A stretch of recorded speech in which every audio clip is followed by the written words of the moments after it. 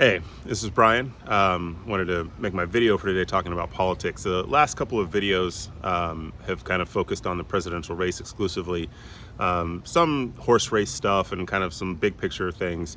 But today I wanted to take an even bigger step back and talk about how I view politics more broadly. My background is I used to be a college professor. I have a law degree and I have a PhD in history. Used to focus on kind of political history. So it's something that I'm passionate about, I'm really interested in. But not just on an intellectual level or an abstract level. I also really care about politics as a process of democracy where people come together, it stitches communities together, it's a reflection of our highest hopes and aspirations, and it's deeply important. Now, that having been said, kind of my first major insight is that yes, I do want people to care about this election. I do want people to take it seriously, to think through the issues seriously. But it's also the case that 99% of the things in your life that bring you happiness, meaning, or a sense of accomplishment and joy are going to take place within 10 miles of your home and not in Washington, D.C. Your spouse, your partner, your family, your kids, the organizations that you belong to. And so I know that a lot of people can get really kind of wound up and stressed out about this election. But, you know, stress is a lot of times unspent energy.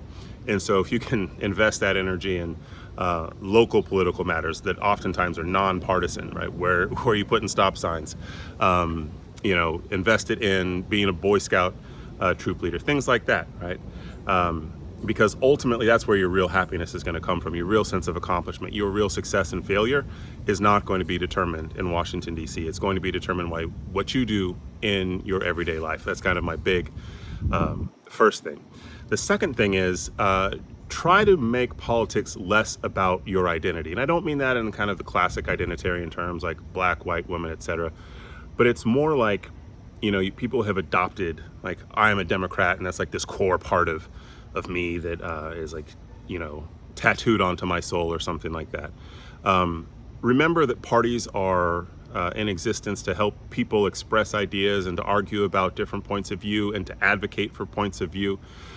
But it's also the case that there are good people in the other party. There are good people who share your love of country, who might be your opponents. And so don't view this as a case of they're your enemy. They're simply sometimes your opponent in a political race, and that's all.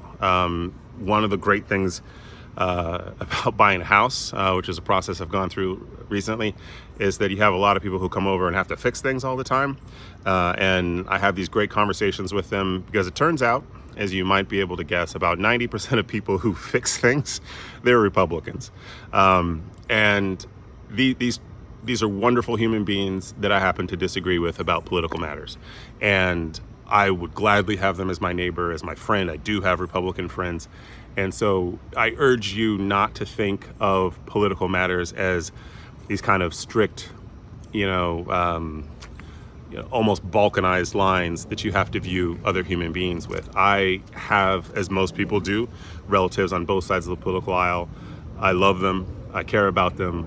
We can argue about things, but these are political arguments that don't have to go any further than that. And so remembering that, democracy can be messy and it can be a little bit elbows out sometimes, but at the same time, it's still a process that's meant to accomplish shared goals.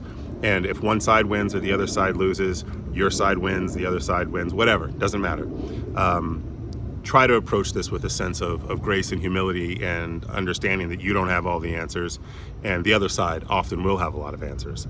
And the last thing is connected to that, how you should view your party and critiquing it and critiquing other parties and how to view your role within your side of this election during an election season. I touched on a little bit yesterday with the Project 2025 stuff, so I won't go more into it than needs to be. But what I will say is that be very, your antenna should go up anytime someone tells you to join the team or play along or anything like that, to set aside the values that you have simply to accomplish some electoral goal.